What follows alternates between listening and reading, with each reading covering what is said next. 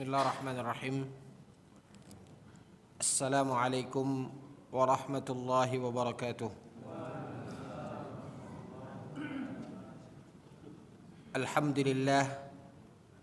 Alhamdulillahi ala ihsanih wasyukru lahu ala taufiqihi wa amtinanih.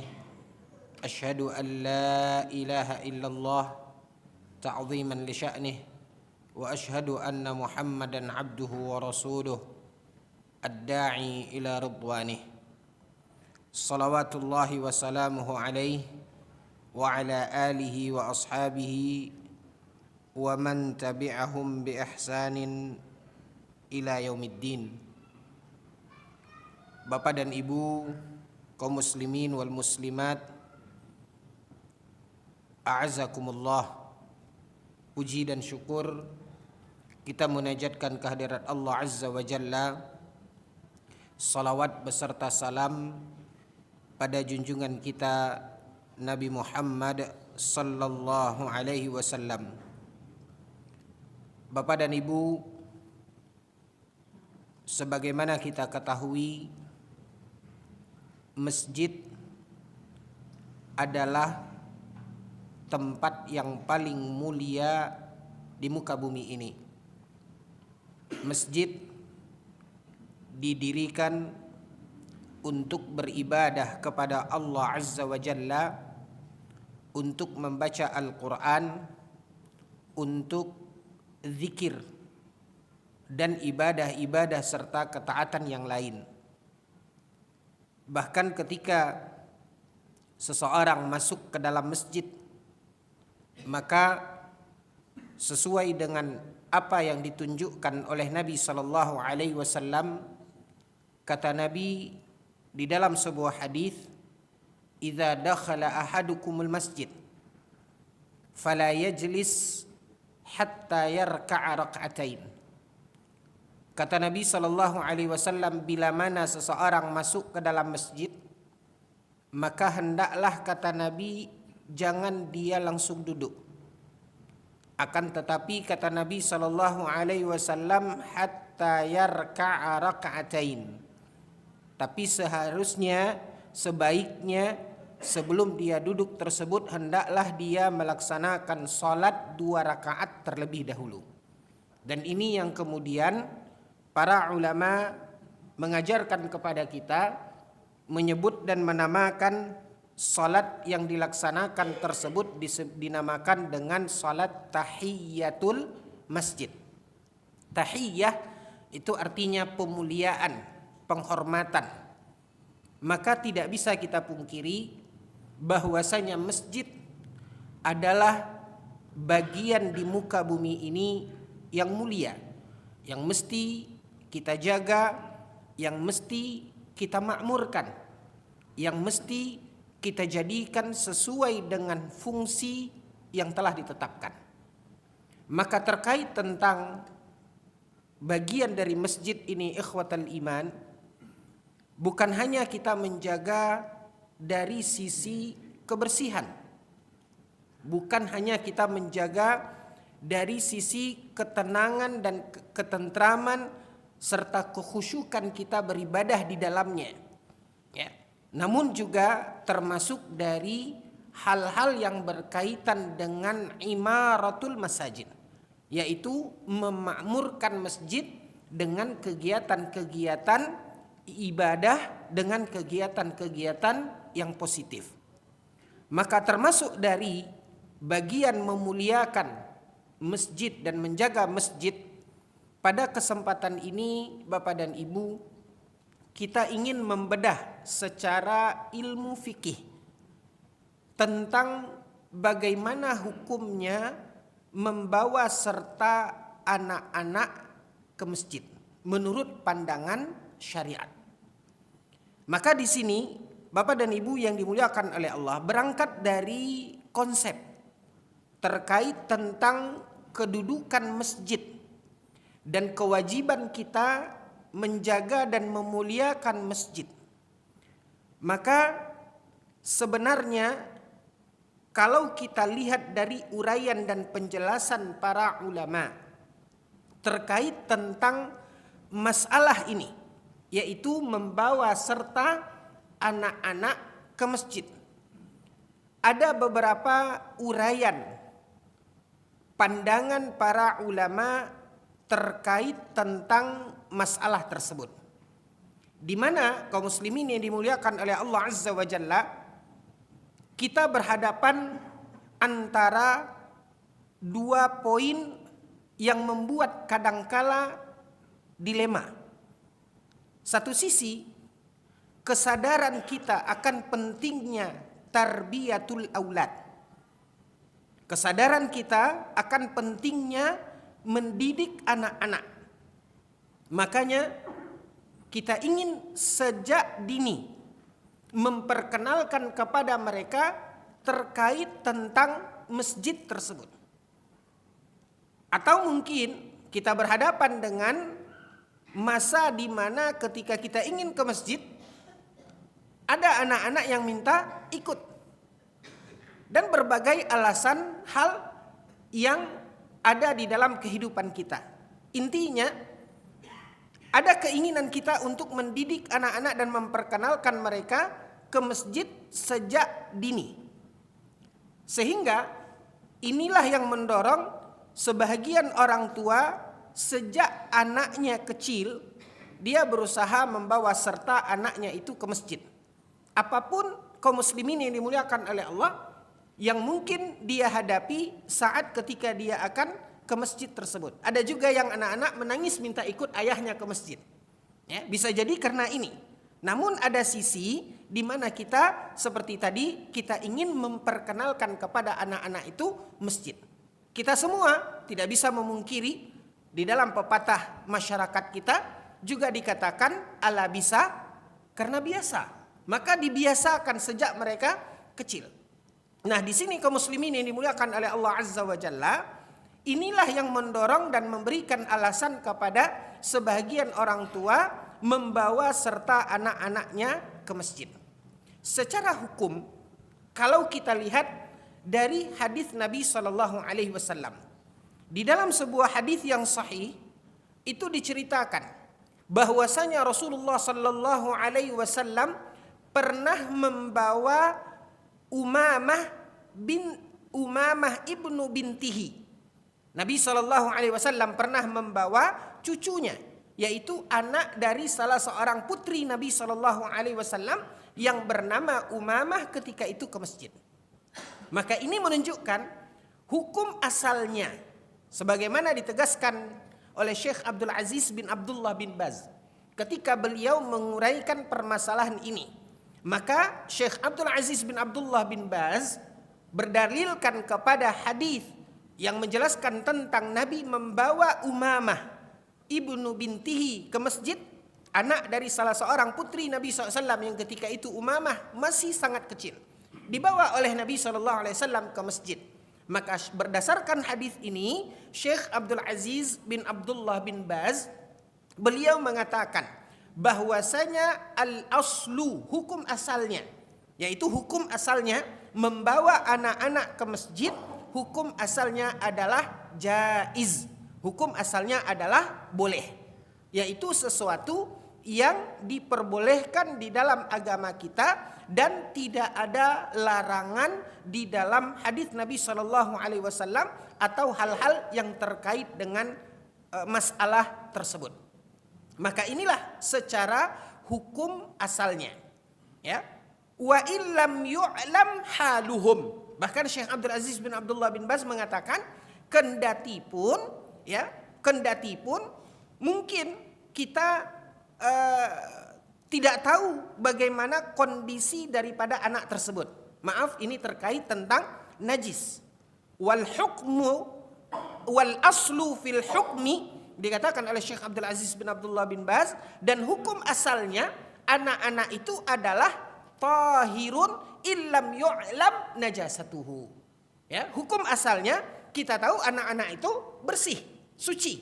Ya, selama kita tidak mengetahui persis bahwasanya dia membawa najis, ya, di mana dia mungkin buang air dan yang lainnya.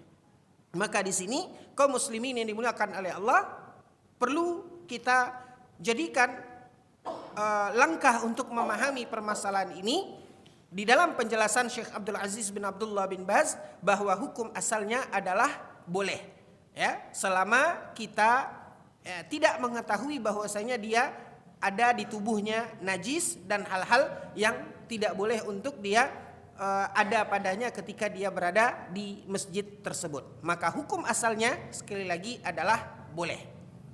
Namun seringkali kita berhadapan dengan hal yang lain, yaitu kondisi anak-anak di mana mereka kadangkala sebagian anak-anak ini mengganggu ketenangan dan kekhusyukan orang di dalam beribadah.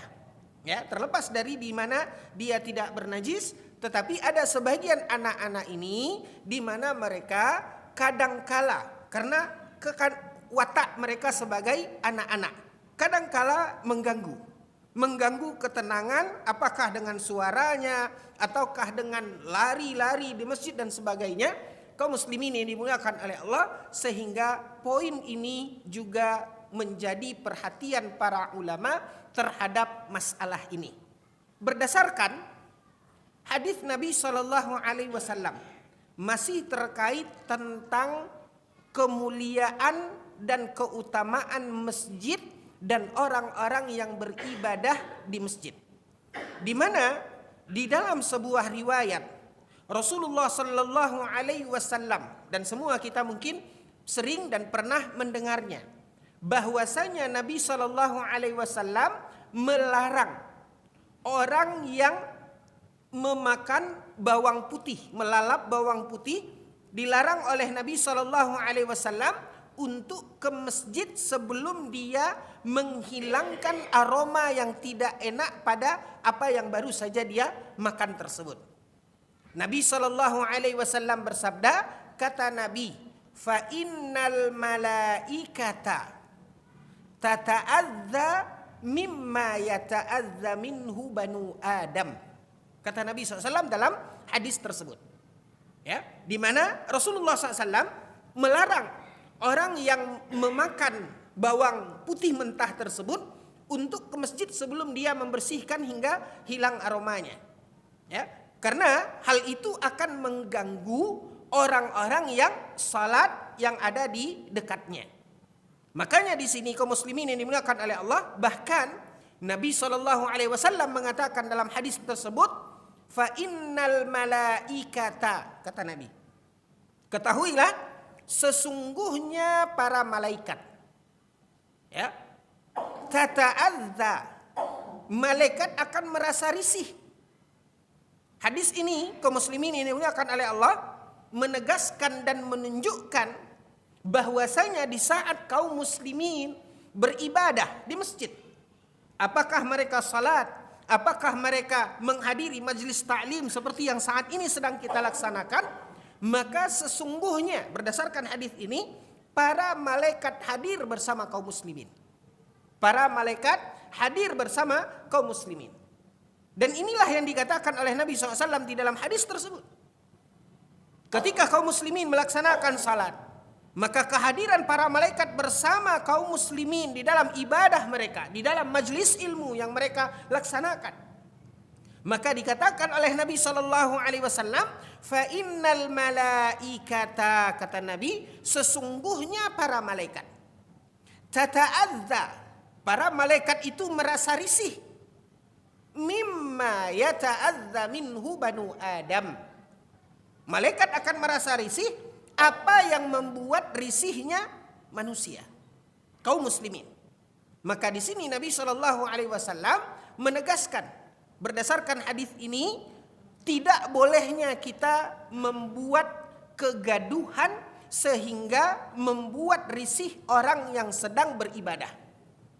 Karena sesungguhnya lubbus salah, dijelaskan oleh Syekh Muhammad bin Shalih Al-Utsaimin, karena sesungguhnya, ya, inti dan hati daripada salat itu adalah khusyuk.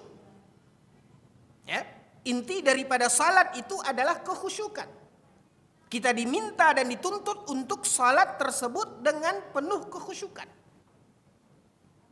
Makanya kaum muslimin yang dimuliakan oleh Allah, ada salah satu ungkapan yang dikatakan oleh Imam Hasan Al-Basri rahimahullahu taala, ya, tentang gambaran salat, di mana Hasan Al-Basri mengatakan agar kita menjaga salat kita kembali kepada perintah Allah Azza wa Jalla, hafizu 'alas salawat, hafizu 'alas salawat, di mana dikatakan haruslah kita menjaga salat kita.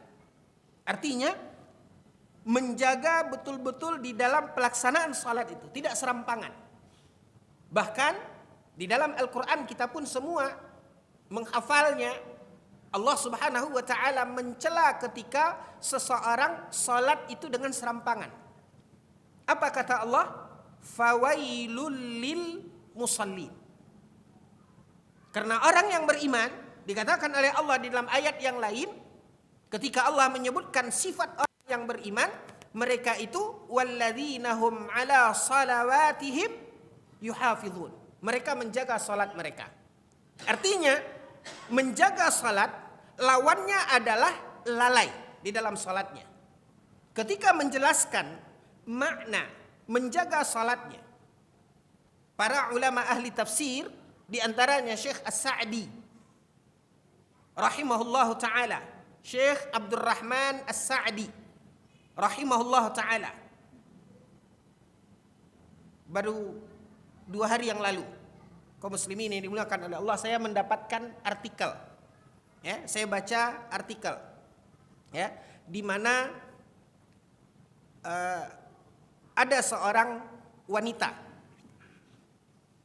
seorang istri, masih berumur sekitar 20 tahunan, tinggal di daerah Qasim. Daerah Qasim ini adalah salah satu wilayah di Kerajaan Saudi Arabia, di Jazirah Arab, yaitu daerahnya Syekh Muhammad bin Saleh Al-Utsaimin. Ya, saya baca, dan itu pertama kali saya membaca itu 2 hari yang lalu, di mana wanita ini suatu ketika dia bermimpi, Pak. Dia bermimpi di mana dia di dalam mimpinya itu masuk ke sebuah masjid. Fabala fi mihrabih. Dia masuk ke masjid, lalu dia terkencing di mihrab masjid tersebut. Dia bermimpi. Dan ketika itu, maka dia pun merasa terbebani dengan mimpinya tadi. Ya, wanita ini merasa terbebani dengan mimpinya. Kenapa dia masuk ke masjid, dia bermimpi terkencing di mihrab masjid, masjid yang besar. Masjid jami', dalam artikel itu dikatakan dia bermimpi masuk ke sebuah masjid yang besar, langsung pergi ke mihrabnya, lalu dia terkencing. Takut dia di situ. Ini ada apa? Kok saya bermimpi ini? Ya, sampai akhirnya dia tidak tahan, dia ceritakan kepada suaminya yang bernama Nasir. Suaminya bernama Nasir, dan Nasir ini, ya, termasuk salah seorang yang, ya, sedikit mempelajari dan berilmu terkait dengan takwil mimpi. Itu disebutkan, diceritakan dalam artikel tersebut. Nah, kemudian dia ceritakan kepada suaminya, ya, dan itu membuat dia galau. Saya bermimpi, saya masuk ke sebuah masjid yang besar, lalu tiba-tiba saya menuju ke mihrabnya dan saya terkencing di situ. Ya, maka apa kira-kira takwil daripada mimpi ini? Mendengarkan cerita itu, maka menangislah suaminya. Menangis suaminya, dan suaminya ini kaum muslimin yang dimuliakan oleh Allah menangis, dan istrinya bertanya, kenapa kau menangis? Tahu nggak apa takwil daripada mimpi tersebut? Lalu kemudian kaum muslimin yang dimuliakan oleh Allah, setelah suaminya menangis, lalu dia katakan kepada istrinya, makna dari takwil mimpi ini, ya, beliau mengatakan bahwasanya Allah akan memberimu seorang anak di mana dia akan menjadi imam di masjid yang besar. Ya. Lalu setelah itu kaum muslimin yang dimuliakan oleh Allah Azza wa Jalla, hamil wanita tersebut. Lalu lahirlah anaknya, seorang laki-laki, diberi nama Abdurrahman. Abdurrahman, ayahnya Nasir. Ya. Maka kemudian anak ini karena harapannya seperti itu, dididik anak ini sejak kecil sampai umur 11 tahun mungkin di dalam Al-Quran, dalam hafalannya, dalam pemahaman belajar Al-Quran, umur 11 tahun. Lalu kemudian dia belajar dengan ulama-ulama di negerinya, bahkan di negeri-negeri yang lain. Dan inilah akhirnya menjadi sosok seorang ulama besar, seorang ulama ahli tafsir, yaitu Syekh Abdurrahman bin Nasir As-Sa'di rahimahullahu ta'ala. Yaitu salah seorang gurunya Syekh Muhammad bin Saleh Al-Utsaimin. Ya, ini di dalam artikel itu yang saya baca diceritakan oleh salah seorang masyayikh tentang kehidupan Syekh Abdurrahman As-Sa'di rahimahullah. Tapi ada catatan kakinya, Pak. Ada catatan kakinya. Jangan sampai ketika ada di antara kita yang bermimpi seperti itu lalu kita meyakini, oh anak saya nanti akan jadi imam. Enggak. Ya, enggak sama, bukan ini maksudnya. Tapi saya hanya tadi kita menceritakan tentang begitulah latar belakang kehidupan Syekh Abdurrahman As-Sa'di, guru Syekh Muhammad bin Saleh Utsaimin. Salah seorang masyayikh gurunya Syekh Muhammad bin Saleh Utsaimin. Nah, kembali kita ke pokok bahasan kita. Syekh Abdurrahman As-Sa'di dalam kitab tafsirnya Taisir Karimur Rahman fi Tafsir Kalamil Mannan. Siapa yang bisa ngulangi, Pak, judul bukunya?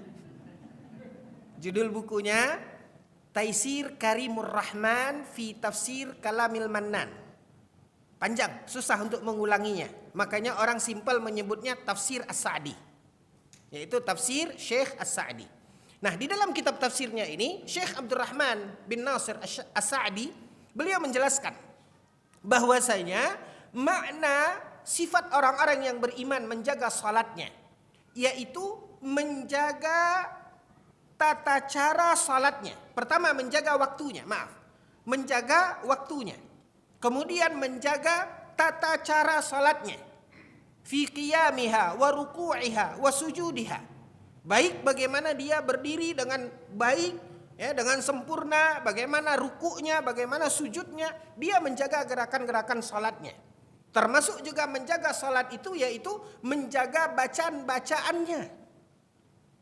Maka seyogianya seorang mukmin, kaum muslimin yang dimuliakan oleh Allah, memahami dan mempelajari untuk memperbaiki salatnya.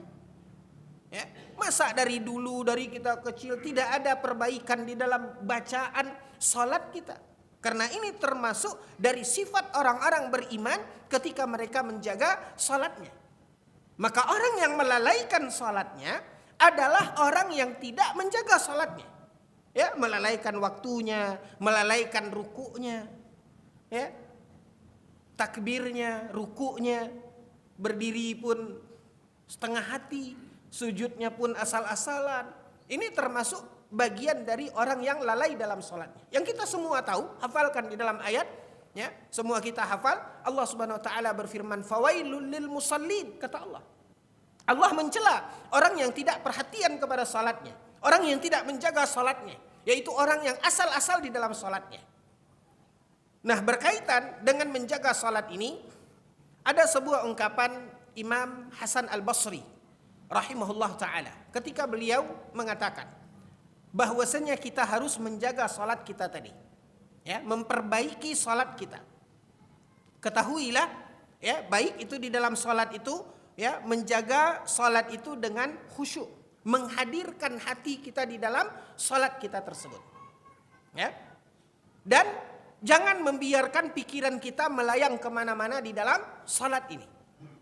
Lalu Imam Hasan Al-Basri mengatakan, yakini dan ketahui, sesungguhnya ketika sholat itu kita sedang diperhatikan oleh Allah. Tanamkan di dalam diri kita bahwasanya di dalam sholat itu Allah sedang memperhatikan kita. Ya. Makanya kita harus betul-betul memperbaiki salat kita itu dan menjaga salat kita.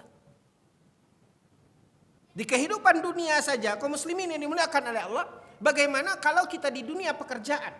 Anggaplah seorang pekerja yang dia bekerja diawasi oleh mandornya, diperhatikan oleh mandornya, pasti dia akan baik-baik. Bagaimana seorang prajurit ketika diperhatikan oleh komandannya?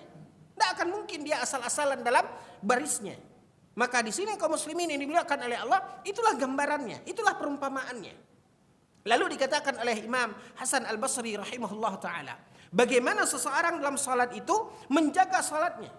Dengan dia meyakini di mana ketika salat itu, ya walaupun bukan hanya ketika salat, kapanpun Allah melihatnya. Tapi tanamkan ketika salat itu Allah memperhatikan kita.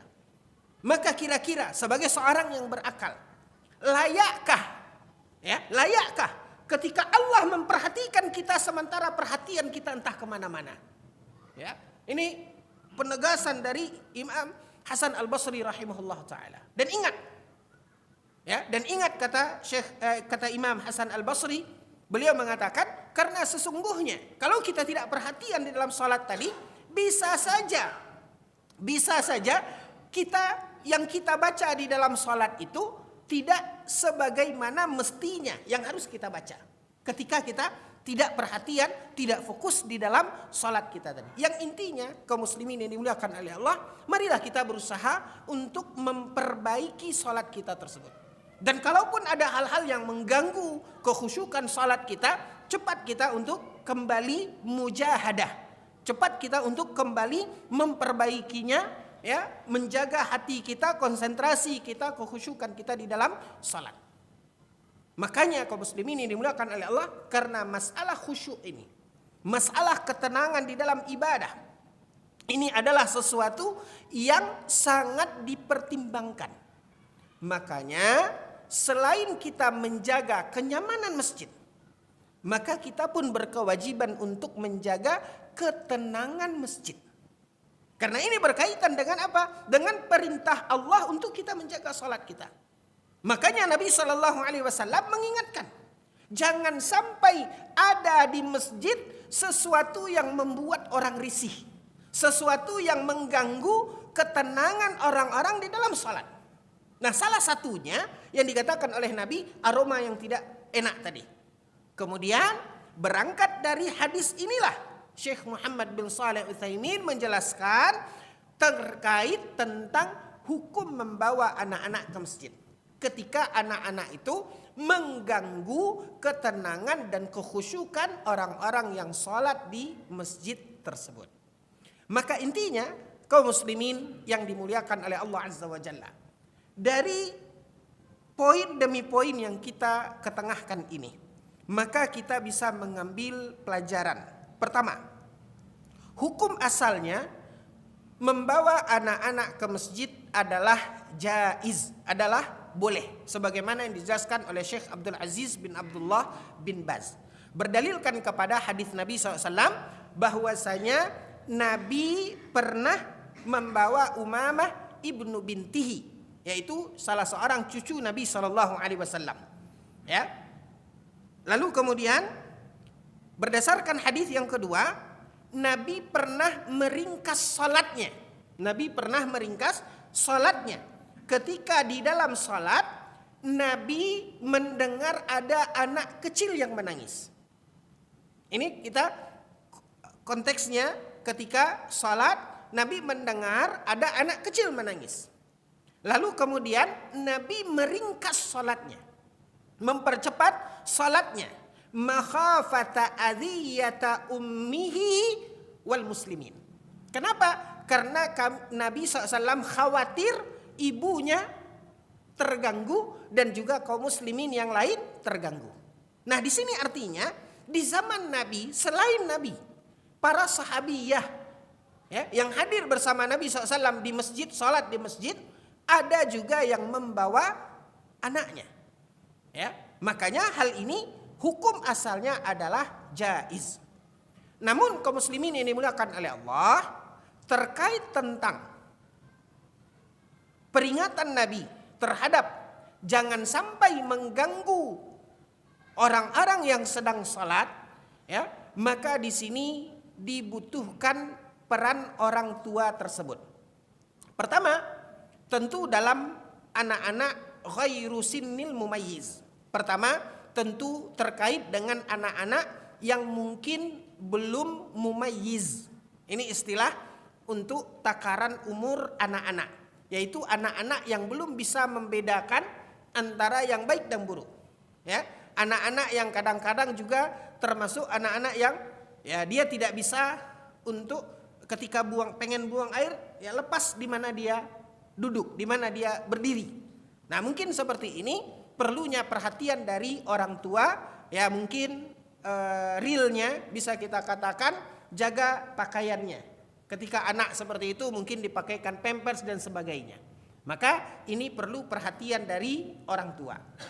Ya, yang kedua, ketika anak-anak yang belum sampai kepada usia mumayyiz tersebut, yang belum bisa membedakan baik dan buruk, ya, bagaimana dia berlari sulit untuk dikontrol, maka di sini perlunya perhatian orang tua untuk menjaga anaknya. Ya, tentu dengan cara orang tua tadi menasihati, merangkul atau apapun lah. Cara tarbiyah orang tua untuk mengingatkan anaknya tersebut. Bahkan ketika misalnya suatu saat dibawa ke masjid, dinasihati nanti tidak boleh meribut, nanti tidak boleh lari-lari. Biasa Pak anak-anak. Tapi belum kering bibir kita mengatakan itu, dia sudah sampai di ujung sana. Namanya anak-anak. Ya, mungkin dalam hal itu bagian dari orang tua kewajiban mengingatkan anaknya, ya, bagian mengingatkan ini, ya, boleh saja orang tua untuk memberikan ingatan. Dah, besok kalau begini tidak dibawa lagi ke masjid. Nah, boleh dengan cara-cara tarbiyah seperti itu yang intinya masing-masing orang tua menjaga anaknya, mengingatkan anaknya.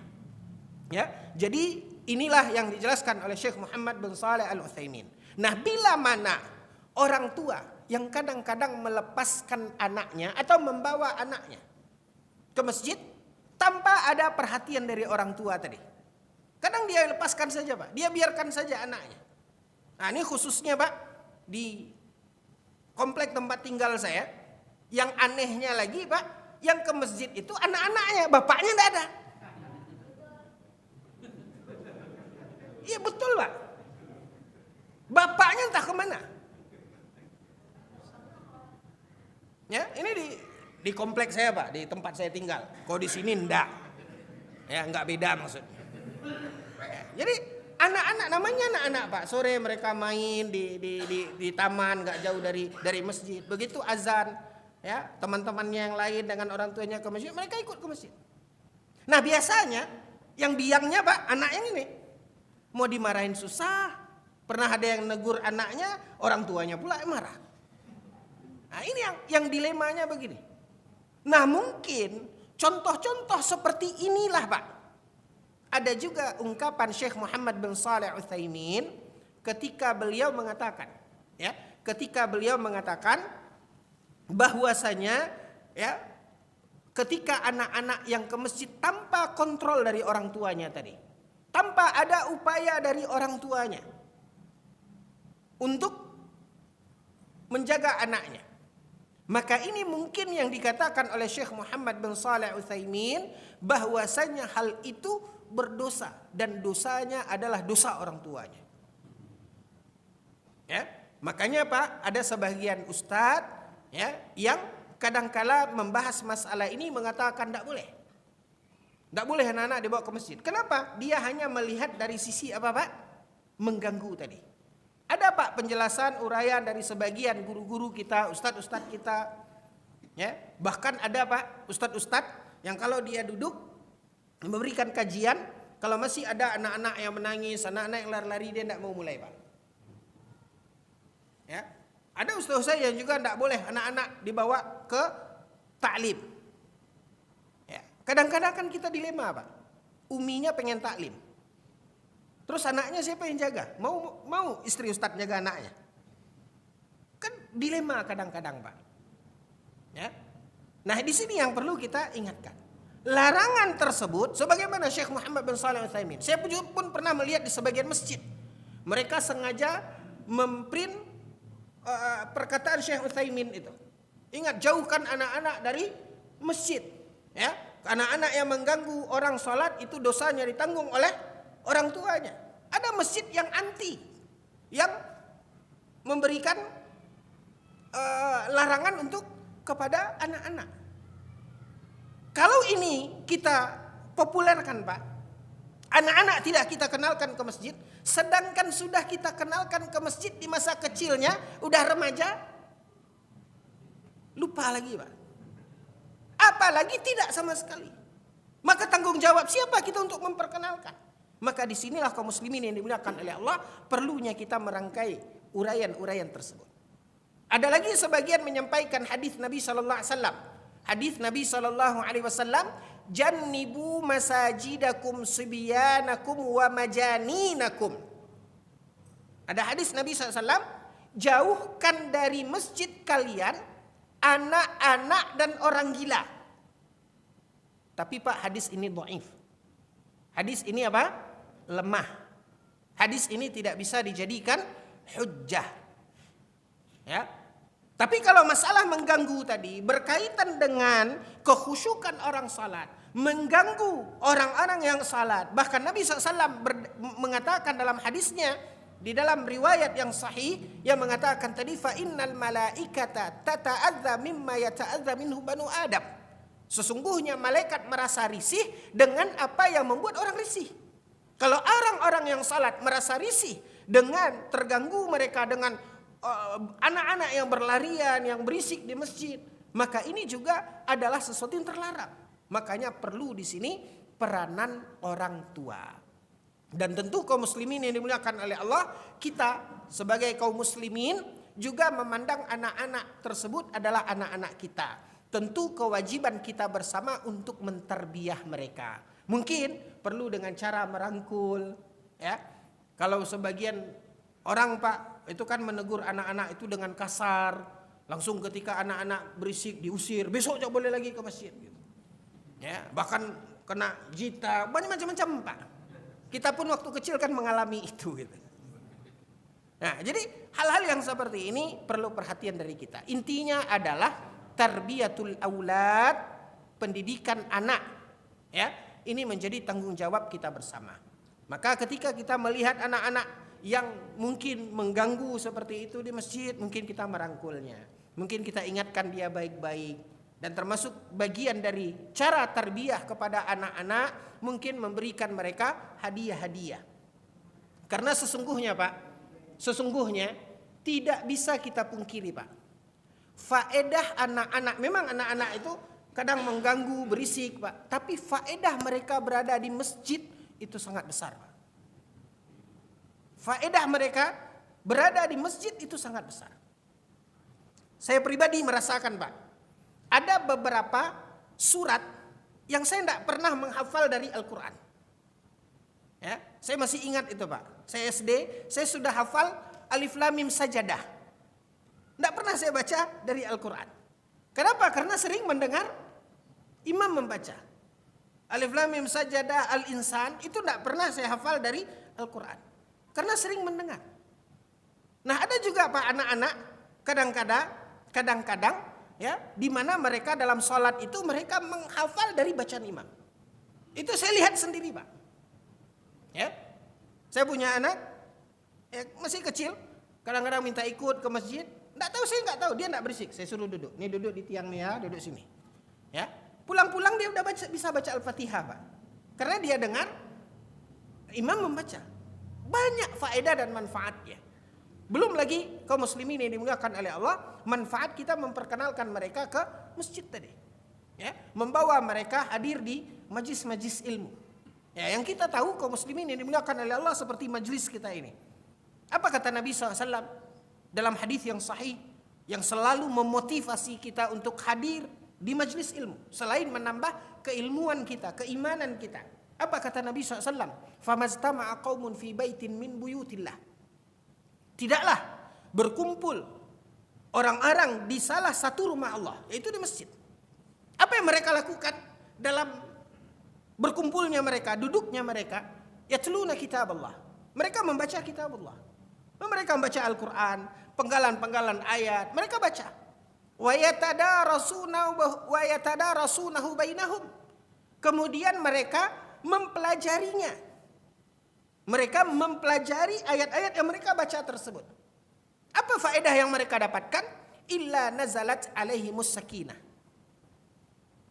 Faedah yang mereka dapatkan, mereka akan dicurahkan oleh Allah Azza wa Jalla as-sakinah, ketenangan. Wa ghasyiyatuhumur rahmah, dan mereka juga akan dicurahkan oleh Allah Subhanahu wa taala rahmatnya.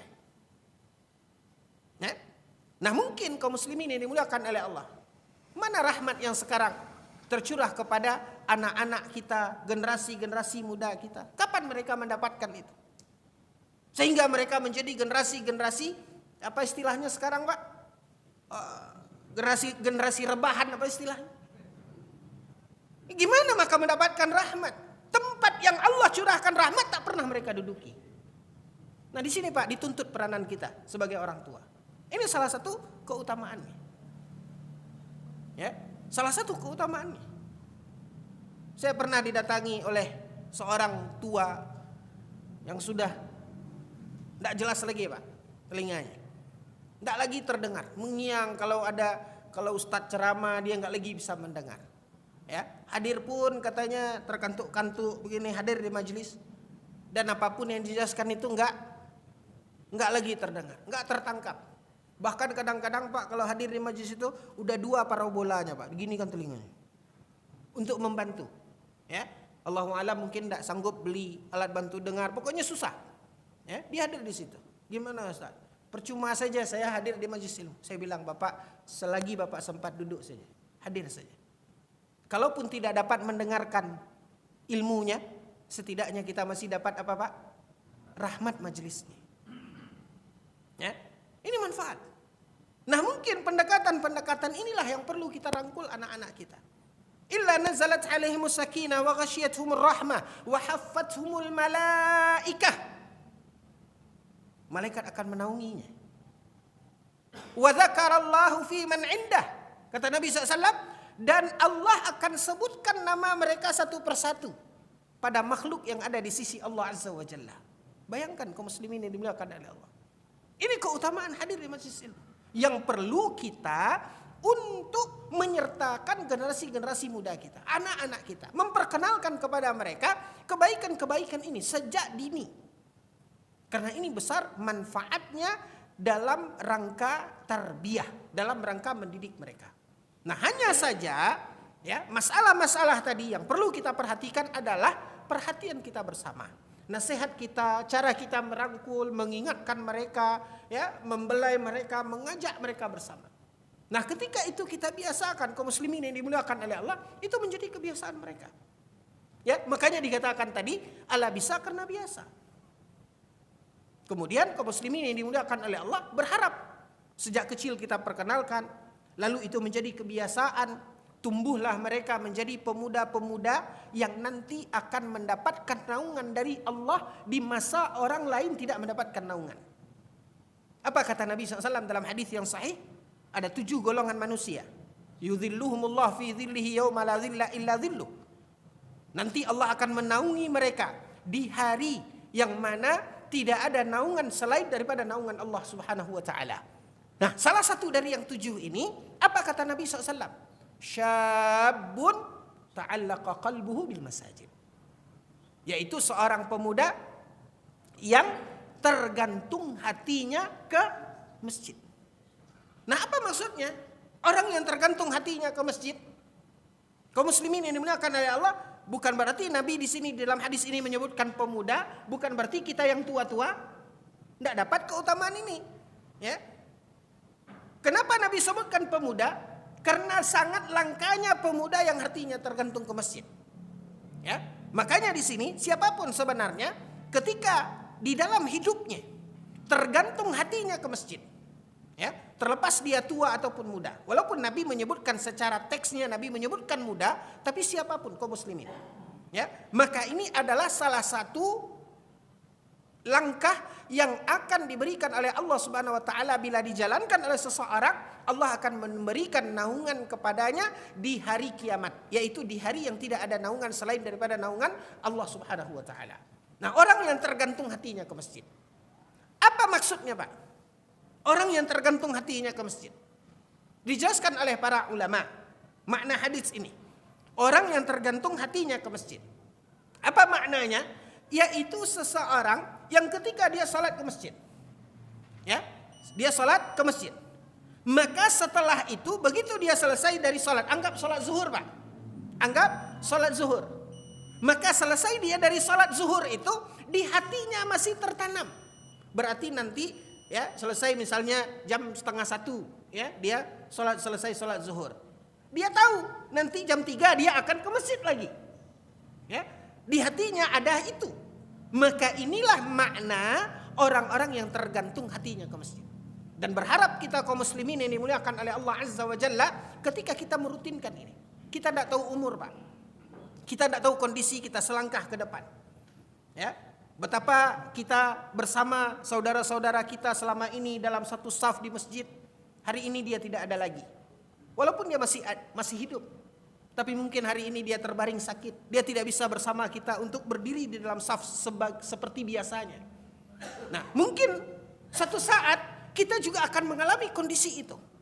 Kaum muslimin ini dimuliakan oleh Allah, ingat sebuah hadis Nabi SAW dinukilkan juga oleh Imam Al-Bukhari di dalam kitab Adabil Mufrad.